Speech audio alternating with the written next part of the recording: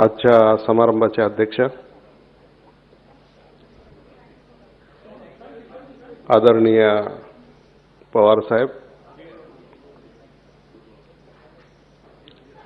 राज्याचे सन्माननीय मुख्यमंत्री आणि आमचे सहकारी मित्र माननीय देवेंद्रजी फडणवीस साहेब, केंद्रीय मंत्री माननीय नितीनजी गडकरी, सभागृहामध्ये उपस्थित असलेल्या आमच्या मोठ्या वहिनी सौ प्रतिभाताई पवार,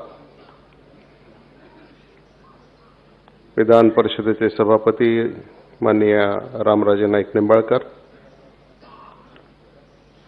केंद्रीय सामाजिक न्याय मंत्री माननीय रामदासजी आठवले, राज्याचे अर्थमंत्री माननीय सुधीरजी मुनगंटीवार, राज्याचे परिवहन मंत्री माननीय दिवाकरजी रावते, माननीय गृहनिर्माण मंत्री प्रकाशभाई मेहता, विधानसभेचे उपसभापती माननीय माणिकरावजी ठाकरे, त्याचबरोबर व्यासपीठावर उपस्थित असलेले राज्याचे माजी मुख्यमंत्री माननीय अशोकरावजी चव्हाण, माननीय सुनीलजी तटकरे, माननीय अजितदादा पवार, शेतकरी कामगार पक्षाचे माननीय जयंतरावजी पाटील, आमचे सहकारी जयंतरावजी पाटील, विरोधी पक्षनेते धनंजय मुंडे, सभागृहात उपस्थित माजी विधानसभा अध्यक्ष अरुणभाई गुजराती,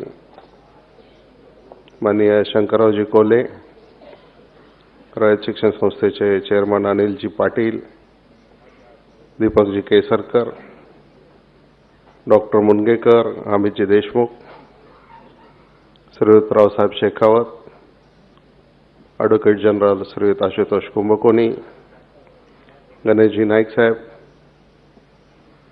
रोहिदास पाटील साहेब, राजेशजी टोपे साहेब, मंचावर उपस्थित अन्य सर्व उपस्थित मान्यवर, आपण मला माफ कराल, खरं तर खूप नावं आहेत, खूप नावं घेतली पाहिजेत, परंतु आज एवढ्या मोठ्या संख्येनं आपण सर्वजण या ठिकाणी उपस्थित आहात, सर्व मान्यवर निमंत्रित, सर्व आजी माजी आमदार, आजी माजी खासदार, सर्व पक्षांचे पदाधिकारी, पत्रकार मित्र, माझ्या मतदारसंघातून आलेले सगळे लोक, सर्व उपस्थित बंधू आणि भगिनींना मी पहिल्यांदा सुप्रियाताईंचं मनापासून आभार मानेन.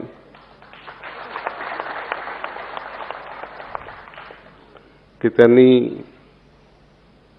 पुढाकार घेऊन आजचा हा सगळा सोहळा घडवून आणलेला आहे. खरं तर त्यांना गेल्या वर्षीच हा कार्यक्रम करायचा होता, परंतु काही कारणानं मी तो टाळला. पण यावर्षी त्यांनी मनापासून सगळ्या सहकार्यांना बरोबर घेऊन आजचा हा प्रसंग या ठिकाणी घडवून आणलेला आहे. तरी मी आपल्याला खरं तर आपला आभार मानणं कितपत बरोबर होईल मला माहिती नाही, परंतु आपण आपल्या भाषणामध्ये आपल्या भावना या ठिकाणी व्यक्त केलेल्या आहेत. एक वेगळ्या प्रकारचं नातं आपल्याबरोबर, कुटुंबाबरोबर आणि पक्षाच्या बरोबर, सगळ्यांच्या बरोबर हे नातं आहे. आज मला इथं बोलणं थोडंसं अवघड आहे, कारण आजचा हा जो सत्कार आहे, हा सत्कार किंवा हा समारंभ, इथं उपस्थित असलेले सर्व सन्माननीय नेते, सर्व कार्यकर्ते, सर्व मित्र, तुमचा सगळ्यांचा जो पाठिंबा आणि सदिच्छा मला आयुष्यभर मिळाल्या आणि त्याच्यामुळेच हा आज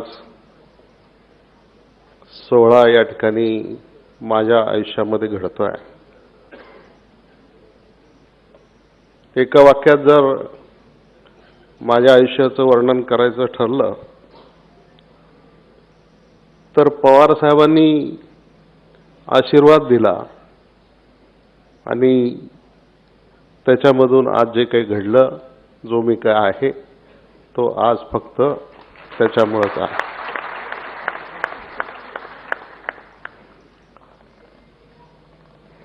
माझे वडील कैलासवासी दत्तात्रय वळसे पाटील,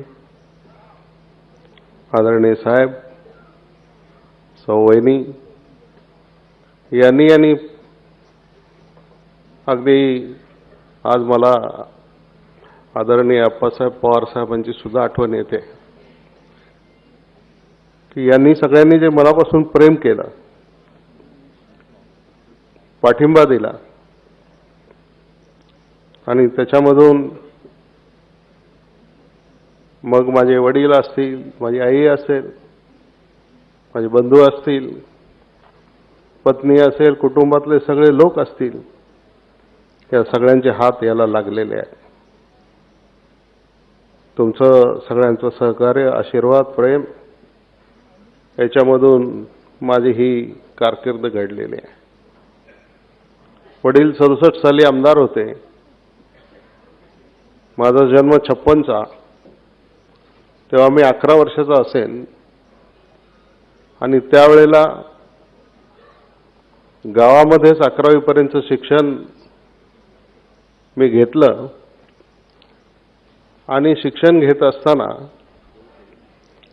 वडिलांना भेटायला येणारे लोक, कामं घेऊन येणारे लोक, त्यांचे प्रश्न हे वडील नसताना समजून घेणं, त्यांचं आगत स्वागत करणं, याच्यामधूनच एक राजकारणाची आवड लहानपणातच तयार झाली आणि त्याच्यानंतर मी शिकायला मुंबईला आलो. मुंबईच्या रुईया महाविद्यालयामध्ये ग्रॅज्युएशन केलं. गव्हर्नमेंट लॉ कॉलेजमधून LLB ची डिग्री घेतली. विद्यापीठातून LLM झालो. डिप्लोमा इन जर्नलिझमचा कोर्स केला. पण हे सगळं शिक्षण घेत असताना जास्त वेळ माझा विधानसभेच्या गॅलरीमध्ये जायचा भाषण ऐकायला आणि त्यावेळेला सगळे स्टॉलवर्ड्स हे महाराष्ट्राच्या विधानसभेमध्ये होते आणि त्यांची सगळ्यांची भाषणं ऐकत असताना, एक त्यांची विचारधारा समजून घेत असताना एक निश्चित प्रकारे त्याचा एक वेगळा परिणाम झाला आणि माझ्यासारख्याच्या सुद्धा मनामध्ये असं आलं की आपण सुद्धा या क्षेत्रात काहीतरी करून दाखवलं पाहिजे. एक दिवशी मी आदरणीय पवार साहेबांच्याकडे गेलो. साहेबांना सांगितलं, साहेब मला आपल्यासोबत काम करायचं. माझ्या मनामध्ये नोकरीपेक्षा अनुभव घेणं, प्रशिक्षण घेणं आणि त्याच्यातून उद्या राजकारणामध्ये जाणं ही भूमिका त्याच्यामध्ये होती. साहेबांनी मला संधी दिली. जवळजवळ 7-8 वर्ष मी त्यांच्याबरोबर राज्यामध्ये, जिल्ह्यामध्ये, तालुक्यामध्ये, देशामध्ये, देशाच्या बाहेर फिरायची संधी मिळाली आणि त्याच्यामधून एक नवीन दृष्टी माझ्यासारख्याला त्या ठिकाणी प्राप्त झाली. आणि त्याच काळामध्ये अगदी देशपातळीवरचे मोठे मोठे नेते सुद्धा, देवेंद्रजी, मला तर एकदा आठवतं की एकदा मी हैदराबादला एका काही निमित्तानं गेलो होतो. कळालं एका गाडीमध्ये अटलजी, बिजू पटनायक, पवार साहेब आणि मी, आम्ही असं चौघांनी एका गाडीतून बसून प्रवास हैदराबादमध्ये त्या ठिकाणी केलेला आहे. मग त्या काळातल्या सगळ्या मोठ्या नेत्यांच्यापासून राज्य पातळीवरच्या सगळ्या नेत्यांच्या बरोबर तालुका पातळीवर जिल्हा पातळीवर असणारे सगळे कार्यकर्ते यांच्याबरोबर त्या ठिकाणी परिचय झाला. साहेबांना भेटायला सगळे यायचे. मी त्यांच्याबरोबर प्रवासात असायचो. वय काय माझं जास्त नव्हतं, 25 वर्षाचं वय होतं, पण त्याच्यातून हा अनुभव मिळाला आणि त्या अनुभवामधून मग मी पुढे जात राहिलो. 88 साली साहेब मुख्यमंत्री झाले. मुख्यमंत्री झाल्यावर साहेबांनी स्टाफ ज्यावेळेला नेमायचा असतो त्यावेळेला मला बोलून घेतलं. मला विचारलं, तुला इंटरेस्ट कशात आहे? तुला मंत्रालयात इंटरेस्ट आहे का राजकारणात इंटरेस्ट आहे? तुला जर मंत्रालयात काम करायचं असेल तर राजकारण डोक्यातून काढून टाक, आणि तुला जर राजकारणात काम करायचं असेल तर मंत्रालय डोक्यातून काढून टाक. मी म्हटलं, साहेब 1-2 दिवस मला विचार करायला द्या. 2 दिवसांनी गेलो साहेबांच्याकडे. साहेबांना सांगितलं, साहेब मी राजकारणात जाऊ इच्छितो. मग त्यांनी सांगितलं, ठीक आहे, तू आजपासूनच जाऊन मतदारसंघात काम कर. ते वर्ष होतं 1988 साल. 89ची लोकसभेची निवडणूक लागली. सगळा मतदारसंघ फिरलो. 90 साली मी विधानसभेला मला साहेबांनी तिकीट दिलं आणि पहिल्यांदा तालुक्यातल्या सगळ्या जनतेनं मला त्या ठिकाणी विजयी केला. 5 वर्ष सत्तारूढ पक्षाचा आमदार म्हणून काम केलं. आदरणीय साहेब मुख्यमंत्री होते. परिसरामधली सगळी विकासाची कामं मार्गी लावायची भूमिका त्याच्या पाठीमागे होती आणि त्याच्यामधून पुन्हा 5 वर्षांनी निवडणूक झाली. पहिल्या 5 वर्षाची कारकीर्द जनतेला भावली होती. त्यांनी पुन्हा मला निवडून दिलं आणि निवडून दिल्याच्या नंतर मग मात्र मी विरोधी पक्षामध्ये बसलो आणि विरोधी पक्षामध्ये आम्ही सगळेच होतो. वरच्या सभागृहामध्ये माननीय छगन भुजबळ साहेब विरोधी पक्ष नेते होते.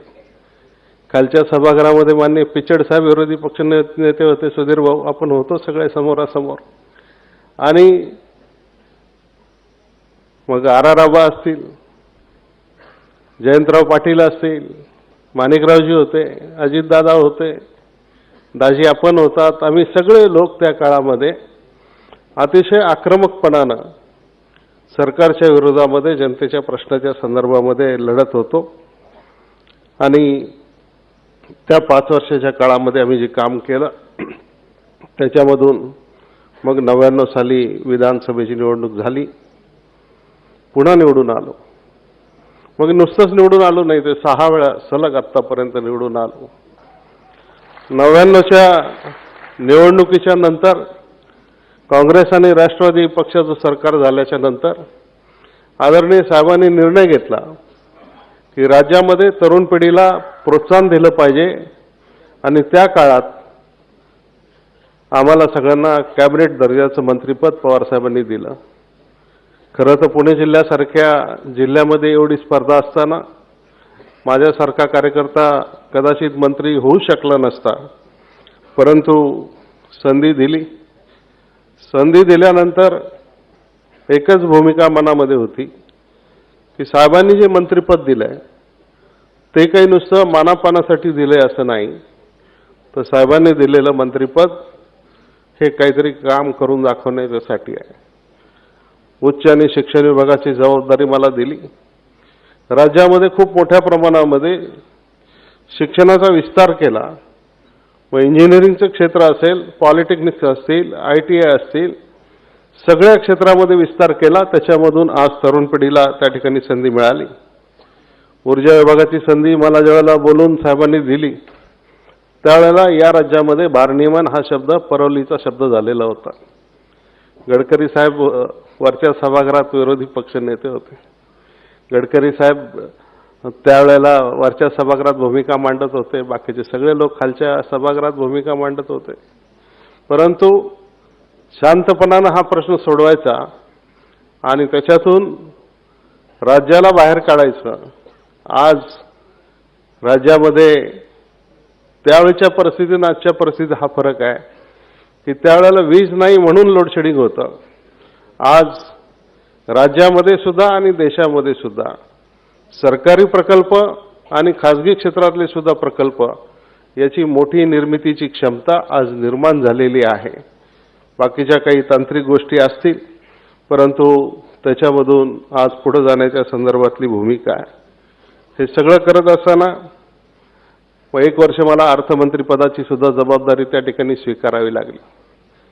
अर्थमंत्री म्हणून केलेलं काम मी आपल्या सगळ्यांच्या समोर मांडत नाही, परंतु मला एका गोष्टीचा उल्लेख इथं केला पाहिजे की ज्या ज्या मुख्यमंत्र्यांच्या हाताखाली मी काम केलं, मग विलासरावजी देशमुख साहेब असू देत, माननीय सुशीलकुमार शिंदे साहेब असू देत, अशोकराव चव्हाण असू देत, या सगळ्या मुख्यमंत्र्यांनी पूर्णपणानं स्वातंत्र्य मला दिलेलं होतं, माझ्या डिपार्टमेंटला दिलेलं होतं.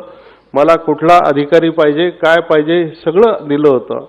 आणि मुख्यमंत्र्यांचा सपोर्ट असल्याशिवाय मंत्री प्रभावीपणानं काम करू शकत नाही, हे मला त्यावेळेला त्या ठिकाणी समजलं.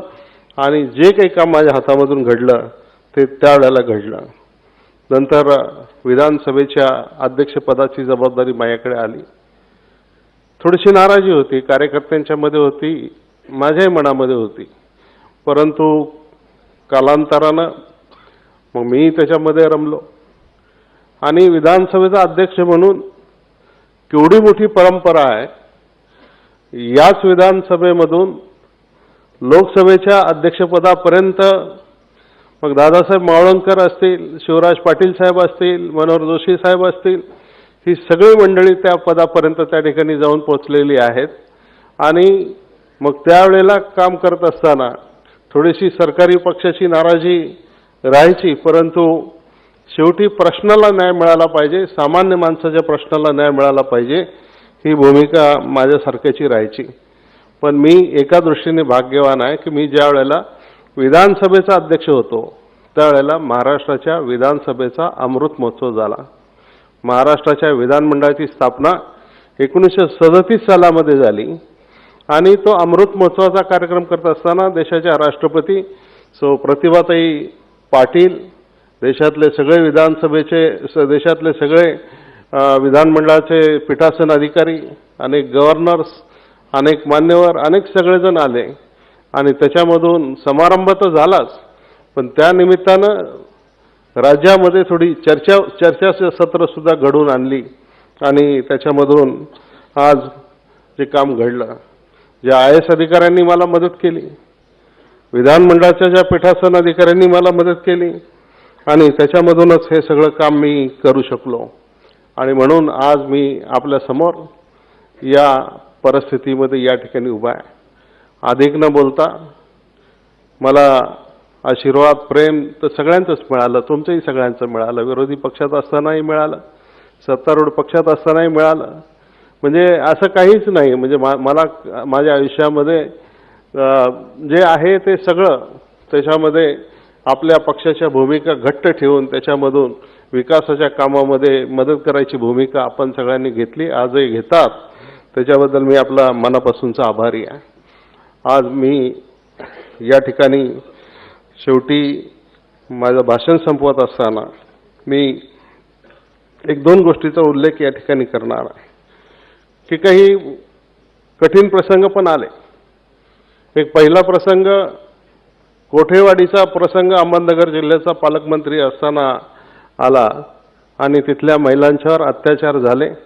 गाव डोंगरात खाली होतं, अख्खं गावच्या गाव उचलून आणून आम्ही वरती त्या ठिकाणी वसवायचं काम केलं. दुसरा असाच प्रसंग आम्हाला सामोरं जावं लागलं की मांढरा देवीला चेंगराचेंगरी झाली. अजितदादांना आम्ही रात्रभर त्या ठिकाणी प्रेत विल्हेवाट लावायचं काम त्या ठिकाणी करत होतो आणि सकाळी जाऊन त्या ठिकाणी झेंडावंदन केलं. आणि तिसरा प्रसंग आंबेगाव तालुक्यामध्ये माळींचा प्रसंग जो झाला, त्या माळींच्या प्रसंगामध्ये सुद्धा खूप अडचणी, खूप सगळा जो आदिवासी बांधव आहे, ज्या आदिवासी बांधवांनी जसं शेड्यूल कास्ट समाजाचे सगळे बांधव आहेत ते माझ्याबरोबर आहेत, आदिवासी माझ्याबरोबर आहेत, सगळे ओबीसी असतील, अल्पसंख्याक असतील, सगळ्या समाजातले लोक बरोबर असल्याशिवाय आणि विशेष करून तरुण आणि महिला बरोबर असल्याशिवाय आपल्याला राजकारणामध्ये पुढे जाता येत नाही. आणि ह्या भूमिका घेऊन आज पुढे जात असताना मला इथपर्यंत पोहोचता आलं. आजही साहेबांनी जबाबदारी दिली. मला आज राष्ट्रीय साखर कारखाना संघाचा अध्यक्ष म्हणून काम करायला सांगितलेलं आहे. राज्याच्या साखर कारखाना संघामध्ये देखील मी काम करतोय. आता नुकतीच माझी वसंतदादा शुगर इन्स्टिट्यूटच्या उपाध्यक्षपदी साहेबांनी त्या ठिकाणी निवड केलेली आहे. यशवंतराव चव्हाण प्रतिष्ठानच्या सुद्धा एक विश्वस्त म्हणून काम करायची संधी मिळालेली आहे. आणि माझा देखील प्रयत्न हाच राहिला की साहेबांनी जे जी जबाबदारी टाकली त्या जबाबदारीमध्ये आपण 100% पासच झालं पाहिजे. कुठल्याही प्रकारे त्या ठिकाणी कमी पडता कामा नये ही भूमिका घेऊन मी पुढे चालत राहिलेलो आहे. आणि आज या निमित्तानं आपण सर्वजण या ठिकाणी आलात. मी आपला सगळ्यांचा आभारी आहे. ग्रंथाली प्रकाशन आणि अमेय प्रकाशन या दोन्ही प्रकाशनांचं मी मनापासून या ठिकाणी आभार मानेन. या गौरव ग्रंथामध्ये ज्यांनी ज्यांनी गौरवपर लिखाण केलेलं आहे त्या सर्व मान्यवरांचे मी मनापासून या ठिकाणी आभार मानतो आणि आपली रजा या ठिकाणी घेतो. धन्यवाद. जय हिंद, जय महाराष्ट्र.